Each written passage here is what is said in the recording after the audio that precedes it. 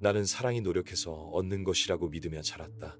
그것은 결코 그냥 주어지는 것이 아니었고 결코 안전한 것도 아니었다. 내 어머니는 밖에서는 뛰어난 사람이었지만 집에서는 예측할 수 없을 정도로 냉정했다. 어떤 날은 나를 내 자랑스러운 아이라고 부르며 환하게 웃었고 내 성적을 친구들에게 자랑하며 뿌듯해했다. 하지만 그런 날보다 더 많았던 날들. 나는 실수였고 짐이었고 실망스러운 존재였다. 어릴 때 학교에서 그린 그림을 들고 엄마에게 달려갔던 기억이 난다. 삐뚤빼뚤한 집, 해, 그리고 손을 잡고 있는 두 사람. 나는 기대에 찬 목소리로 물었다. 우리 맞아? 엄마는 잠시 그림을 바라보더니 무표정하게 말했다. 못생겼네. 다시 그려와. 그리고는 종이를 식탁 위에 툭 놓고 관심을 끊었다. 그 순간 나는 배웠다. 내가 하는 일은 결코 충분하지 않다는 것을. 내 어린 시절은 마치 지뢰밭을 걷는 것 같았다. 발소리를 죽이며 조심스럽게 다녔다. 오늘은 어떤 엄마가 나를 기다리고 있을까? 다정한 엄마라면 이마에 가볍게 입맞춤해 줄지도 몰랐다. 하지만 불만에 가득 찬 엄마라면 날카로운 시선 한 번으로도 내가 사라져야 한다는 걸 알 수 있었다. 그리고 가장 끔찍한 순간은 엄마가 나를 투명한 존재처럼 대할 때였다. 아무 말도 아무 시선도 주지 않는 순간. 마치 내가 그 자리에 없었던 것처럼 지나치는 순간. 무시당하는 것이 미움받는 것보다 더 아프다는 걸 그때 알았다. 나는 말 한마디, 몸짓 하나까지 조심했다. 무엇이든 내게 불리하게 사용될 수 있었기 때문이다. 울면 감정이 과한 아이라고 혼났다. 조용히 있으면 냉정하고 싸늘한 아이라고 비난받았다. 유일하게 변하지 않는 것은 죄책감이었다. 엄마가 힘들어하면 내 탓이었다. 엄마가 지쳐 보이면 내 탓이었다. 나는 엄마를 기쁘게 하려고 했지만 항상 어긋나는 음을 내는 서투른 연주자처럼 늘 정답을 맞히지 못했다. 세상은 엄마를 훌륭한 사람이라고 생각했다. 가족 모임에서는 웃었고 이웃에게는 친절했고 직장에서는 존경받았다. 나는 너무 일찍 깨달았다. 이 집에서 어떤 일이 벌어지는지 말해도 아무도 믿지 않을 거라는 걸. 그 사실은 나를 혼란스럽게 만들었다. 내가 과장하는 걸까? 내가 문제인 걸까? 그리고 이 질문이 내 어린 시절이 남긴 가장 큰 상처였다. 내 현실을 의심하는 습관. 하지만 엄마와 함께한 어린 시절에서 가장 고통스러웠던 것은 엄마가 내게 한 행동이 아니었다. 그보다 더 끔찍했던 것은 엄마가 가르쳐준 방식대로 내가 나 자신을 대하기 시작했다는 것. 비난하는 목소리, 냉담한 시선. 어른이 된 나는 더 이상 엄마가 필요하지 않았다. 나는 스스로를 깎아내리는 법을 배웠기 때문이다. 집을 떠났을 때 나는 자유로울 거라고 생각했다. 하지만 트라우마는 그 자리에 남아있지 않는다. 그것은 나를 따라와 세상을 바라보는 방식이 되었고 누군가를 믿는 것을 어렵게 만들었으며 실망시키는 것에 대한 공포로 남았다. 직장에서는 완벽한 직원이 되고자 했다. 어떤 부탁도 거절하지 않았고 늦게까지 일하며 내 일이 아닌 일까지 떠맡았다. 상사가 실수를 지적하면 나는 그 말을 개인적인 공격처럼 받아들였다. 동료들은 말했다. 조금 편하게 생각해도 돼. 하지만 어떻게 편하게 생각할 수 있을까? 나는 실수하지 않는 법을 배우며 살아왔는데 단순히 잘하고 싶은 게 아니었. 완벽해지고 싶었다. 그런데 완벽이라는 건 존재하지 않는 것이었다. 연애에서도 같은 패턴이 반복되었다. 나는 늘 엄마와 닮은 사람들에게 끌렸다. 차갑고 예측할 수 없고 내가 어떻게든 사랑을 얻어내야 하는 사람들. 우연이라고 생각했지만 사실은 아니었다. 그것은 익숙함이었다. 사랑은 늘 증명해야 하는 것이었고 나는 상대에게 맞추고 모든 걸 쏟아부었다. 그리고 결국 지쳐버렸다. 하지만 이 패턴을 끊는 것이 더 두려웠다. 누군가를 기쁘게 하지 않는다면 나는 어떤 존재가 될까? 가장 무서운 것은 침묵이었다. 누군가 나에게 기대하는 것이 없을 때, 해야 할 목표가 사라졌을 때 나는 공허함만 남아있는 것 같았다. 그럴 때면 휴대폰을 붙잡고 끝없이 화면을 내렸다.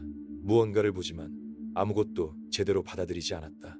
나는 나 자신을 피하고 있었다. 왜냐하면 내 머릿속의 목소리는 단 한 번도 나를 따뜻하게 대해준 적이 없었으니까. 처음으로 치료를 받았을 때 심리학자가 내게 물었다. 당신은 무엇을 원하나요? 나는 아무 말도 할 수 없었다. 무엇을 원하냐니 한 번도 생각해 본 적이 없었다. 내 인생은 언제나 타인의 기대를 충족하는 것이었는데 나는 오랜 시간 걸려 깨달았다. 내 어린 시절은 나에게 거짓을 가르쳤다. 내 가치는 내가 다른 사람에게 해주는 것으로 결정된다고. 나는 내가 누구인가로 사랑받을 수 없고 무언가를 제공해야만 사랑받을 수 있다고 믿었다. 이제 그것을 다시 배워야 했다.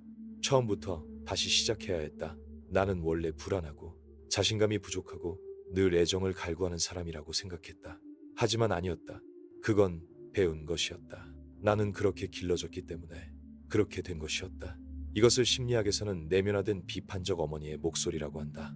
어릴 때부터 부정적인 말을 들으며 자라면 그 목소리는 우리 마음속에서 절대적인 진실처럼 자리 잡는다. 그리고 그 목소리는 그 사람이 사라진 후에도 계속해서 우리를 따라다닌다. 칼 융은 그림자라는 개념을 이야기했다. 그림자는 우리가 감추고 싶어 하지만 결국 우리를 지배하는 무의식적인 부분이다. 내 그림자는 인정받고 싶은 욕구였다. 나는 그것을 부정하고 싶었지만 사실 내가 하는 모든 행동은 단 한마디를 듣기 위한 것이었다. 네가 자랑스럽다. 그러나 그 말은 결코 들을 수 없었다. 그리고 설령 들었다 하더라도 나는 그것을 믿을 수 없었을 것이다. 나는 아주 어릴 때부터 감정을 읽는 법을 배웠다. 미세한 표정 변화, 말투의 작은 변화, 어딘가 분위기가 달라졌다는 느낌. 나는 본능적으로 감지할 수 있었다. 누가 화가 났는지, 누가 나를 불편하게 대할지, 누가 위험한 사람인지. 내 몸은 항상 긴장 상태에 있었고 언제든지 무언가가 나를 덮칠 것처럼 늘 대비하고 있었다. 나는 한참 후에야 깨달았다. 이 모든 것이 트라우마의 일부였다는 사실을. 오랫동안 나는 트라우마란 커다란 사고나 극단적인 사건으로 인해 생기는 것이라고만 생각했다. 하지만 어린 시절의 트라우마는 때로는 일어나지 않은 일에서 비롯되기도 한다. 받지 못한 사랑, 들어본 적 없는 위로, 결코 주어지지 않은 안전함. 이 부재부자애들이 우리의 마음을 형성하고 삶을 결정짓는다. 나는 그것을 깨닫고 나서야 안도했다. 하지만 동시에 두려웠다. 왜냐하면 문제의 원인을 안다고 해서 그 문제가 사라지는 것은 아니기 때문이다. 그 다음이 가장 어려운 단계였다. 나를 다시 만들어가는 일. 나는 여전히 타인의 감정에 의해 휘둘리는 사람이었다. 누군가 나에게 화를 내면 나는 자동적으로 죄책감을 느꼈다. 누군가 나를 칭찬하면 나는 그 말에 진심을 의심했다. 나는 늘 타인의 기대 속에서만 살아왔다. 그렇다면 아무도 나를 바라보지 않을 때 나는 누구일까? 그 질문이 오랫동안 나를 괴롭혔다. 내가 처음으로 마주해야 했던 것은 침묵과의 관계였다. 나는 항상 무언가에 몰두하고 있었다. 소셜미디어, 시끄러운 음악, 과도한 업무. 나는 끊임없이 스스로를 바쁘게 만들었다. 왜냐하면 아무것도 하지 않는 순간 나는 알 수 없는 공허함을 느꼈기 때문이다. 그 공허함이 너무 무서웠다. 그러던 어느 날 치료사에게서 이런 말을 들었다. 침묵은 위험하지 않아요.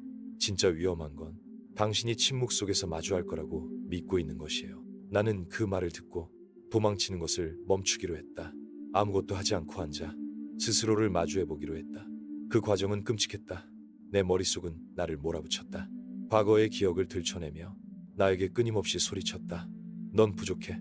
넌 잘못됐어. 넌 가치가 없어. 나는 깨달았다. 내가 평생 동안 피하려 했던 것은 침묵이 아니라 나 자신이었다는 것을. 또 하나 마주해야 했던 것은 죄책감이었다. 나는 내 인생 대부분을 모든 것이 내 책임이라고 믿으며 살아왔다. 엄마가 힘들어하면 내 탓이었다. 누군가 나를 떠나면 내 탓이었다. 나는 자동적으로 내가 뭘 잘못했지 라고 생각하는 사람이 되어 있었다. 그러나 진실은 단순했다. 모든 일이 나 때문에 일어나는 것은 아니다. 누군가가 나쁘게 행동하는 것은 그 사람의 문제이지 내 문제가 아니었다. 하지만 처음에는 그런 생각이 너무 차가운 것처럼 느껴졌다. 내가 너무 이기적인 건가? 내가 감정을 모르는 사람인가? 그렇게 생각했다. 하지만 시간이 지나며 나는 그것이 자기 자신을 위한 정당한 태도라는 것을 깨달았다. 나는 스스로에게 되뇌었다. 나는 다른 사람들의 감정에 책임이 없다. 그리고 그 말은 조금씩 내 것이 되어갔다. 그 다음 과정은 사랑을 다시 배우는 것이었다. 나는 어린 시절 사랑이란 조건이 붙는 것이라고 배웠다. 사랑받기 위해서는 노력해야 했다. 눈치를 보고 기대에 부응하고 완벽해야 했다. 그런데 문제는 그런 사랑을 배우고 자란 사람은 자신을 소중하게 여기지 못한다는 것이다. 나는 늘 사랑받을 가치가 부족하다고 느꼈다. 그래서 남들에게서 작은 애정이라도 받으면 그것에 집착했다. 나는 부족한 사랑을 당연하게 받아들였다. 왜냐하면 나는 그 정도만 받을 자격이 있는 사람이라고 믿었기 때문이다. 그러던 어느 날 치료 중에 이런 질문을 받았다. 당신이 사랑하는 사람이 이런 연애를 하고 있다면 당신은 그게 사랑이라고 말할 수 있을까요? 나는 아무 말도 할 수 없었다. 너무나도 분명한 답이었기 때문이다. 아니요, 이건 사랑이 아니에요. 그렇다면 왜 나는 나 자신에게 그런 사랑을 허락했던 걸까? 그 순간 나는 깨달았다. 내 자존감은 어릴 때부터 망가져 있었다는 것을. 나는 너무 오랫동안 내 가치는 낮다고 믿어왔다. 그리고 그 믿음을 지금까지도 버리지 못한 채 살아가고 있었다. 나는 이제 나를 다르게 대하기 시작했다. 다른 사람의 기대가 아니라 내가 원하는 것을 기준으로 선택했다. 사랑받기 위해 누군가에게 맞추려 하지 않았다. 그리고 무엇보다 나는 마침내 화를 내는 법을 배웠다. 나는 평생 엄마를 이해하려 했었다. 그녀도 힘들었을 거라고, 그녀도 몰랐을 거라고. 하지만 사실 나는 엄마에게 분노하고 있었다. 그리고 그 화를 꾹 눌러 참고 있었을 뿐이었다. 어린 시절 나는 화를 내는 것이 위험한 일이라는 걸 배웠다. 화를 내면 처벌받았다. 화를 내면 사랑받을 수 없었다. 그래서 나는 내 감정을 삼키고 결국 그 감정은 나 자신을 공격하는 칼날이 되었다. 그러나 우리는 마주하지 않는 것을 치유할 수 없다. 나는 나에게 상처를 준 사람에게 화가 났다. 그리고 처음으로 그것을 인정했다. 그 감정이 나를 집어삼킬까봐 두려웠지만 오히려 나는 더 가벼워졌다. 왜냐하면 그것을 통해 깨달았기 때문이다. 나는 잘못된 것이 아니다.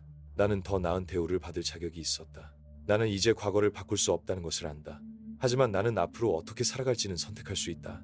나는 더 이상 나를 증명하지 않아도 되는 관계를 만들었다.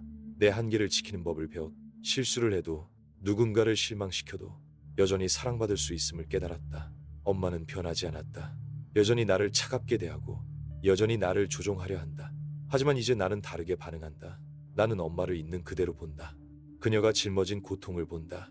그녀가 다루지 못한 상처를 본다. 그녀가 나를 통제하려는 이유를 이해한다. 그리고 깨닫는다. 그 고통은 이제 내 것이 아니다. 나는 더 이상 엄마의 그림자 속에서 살지 않는다. 나는 나 자신이다. 그리고 그것만으로 충분하다.